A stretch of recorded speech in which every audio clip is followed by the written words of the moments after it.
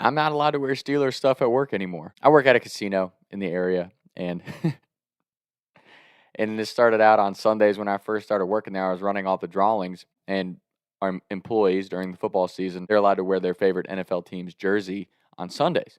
And I'm not even the only Steelers fan that works there, but I was wearing jerseys, and during announcements, I would make jokes like, and you can come find me in the jersey of the 6-time Super Bowl champions or whatever, to the winners and stuff. Just like friendly banner, because like that's what makes sports fun, is being able to joke around and talk shit to other fans of different teams. Like that's what makes the atmosphere of sports games so enjoyable. So about a month goes by, and we get a message from somebody on Facebook. Your employee who's a Steelers fan was making comments about them beating the Bengals, and I was offended.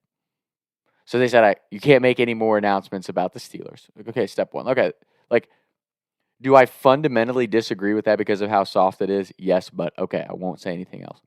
A few more months go by. I'm a big Steelers fan, so I have, like, dress clothes that are Steelers stuff. Like, I have a golf polo with a little tiny Steelers emblem on it. I wear it during one of our online drawings or videos that we did. Somebody messages under the comments and is like, that I can't support you guys because he's a Steelers fan. Like, he shouldn't be allowed to wear that Steelers shirt at work, basically. And one of my bosses doubles down and is like, Thomas, I love that you're a Steelers fan. I love that you support your team, but you can't do it anymore. Not for any of our social media stuff, and not during drawings. I'm just like I'll be honest with you, I was mad about it. I wasn't mad that they're like, hey, you can't wear Steelers stuff at work. Like, from a professionalism standpoint, sure, I understand that. But the fact that grown-ass adults can't just accept the fact that not everybody's a Bengals fan, like that to me was the most immature, childish thing ever. Like, again, for sports in general, like what makes it fun is the fact that you can root for different teams and talk shit to each other. Like me and my buddies, one of my favorite things on Sundays is most of my friends we all root for different teams in the AFC North. That's an intense rivalry in a very competitive division. So like that makes it fun. That makes our Sundays more enjoyable. And that builds into my point that I've been wanting to make for years. Let's get something very clear. Cincinnati is in Ohio. So all these Northern Kentucky and Kentucky Bengals fans, shut up. Like, Kentucky is not Bengals country, and you can sit here and argue. I don't care if it was a river or a creek between Kentucky and Ohio. I went to college in Ohio. I know probably more Bengals fans from the Cincinnati and Ohio area than I do from Kentucky, and they all tell you Kentucky is not part of Ohio. I don't care how much you live in northern Kentucky. You're not part of Ohio. You're not part of Cincinnati. They not like us. And that's not me saying that. That's Cincinnati fans that root for the same team as all the people in Kentucky that say, you're not part of Ohio.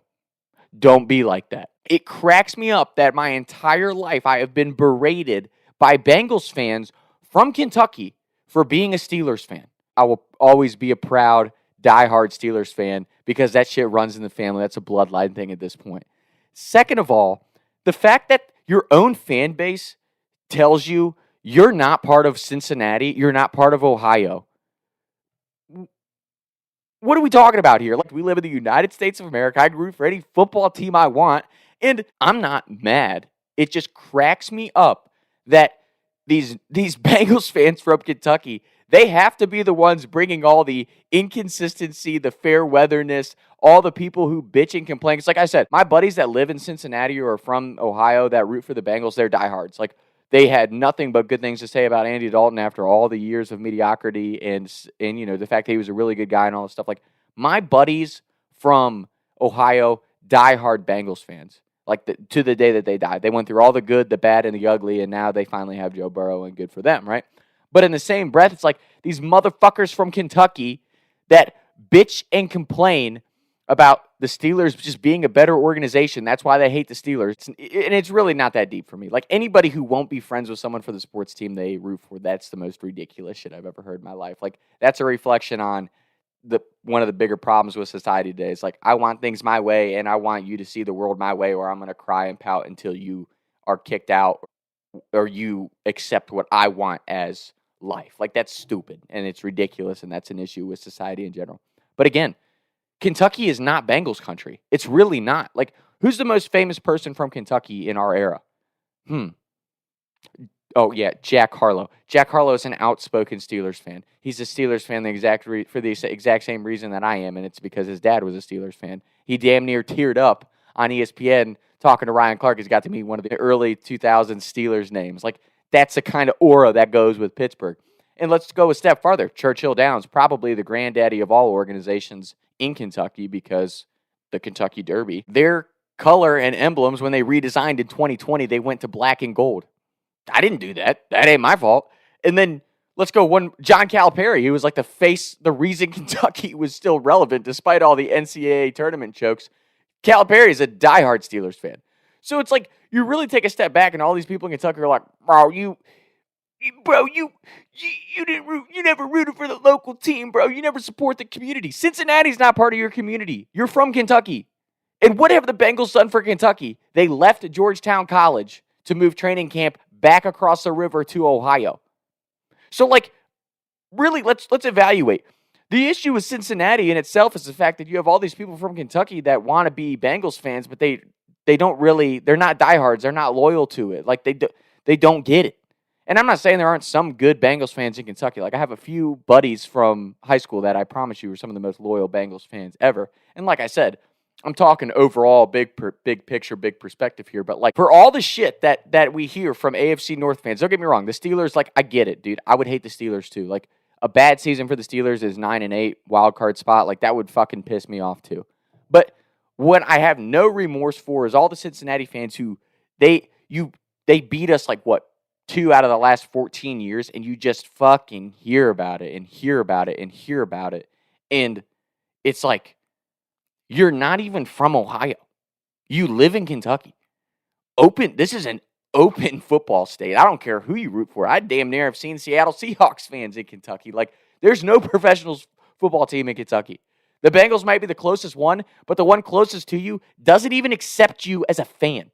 So what are we talking about here? What are we really talking about here? I'll tell you, it ain't nothing personal to any Bengals fans out there. Like, I'm just spitting the facts about the Cincinnati fan base at the end of the day. Is like, there's a culture. The reason that Cincinnati Bengals fans hate Pittsburgh so much more than any other team is because there's just a culture and aura to the Steelers in the city of Pittsburgh that Cincinnati will never have. And I'm sorry that it is that way. I didn't come on here to upset you. I'm just spitting the facts. And for all my Steelers fans out there who are worried about Russell Wilson or the quarterback situation in general, whatever you want to say, I will break it down for you very simple. What's the play that Russ is most infamously known for? Not handing the ball to Marshawn Lynch in the Super Bowl at the 1-yard line. What makes this quarterback situation work, regardless of who you look at, is, let's say it is Russell Wilson who's our quarterback this season. Mike Tomlin is handing the ball off to one of our running backs in that situation. The coach is the difference. So I promise you, whether it's Justin Fields, whether it's me, look at our quarterbacks since Ben hung it up. We've been with Trubisky and Kenny Pickett. Mason Rudolph was the shining star of the last few seasons since Seven hung it up. So, like, the Steelers are going to be just fine.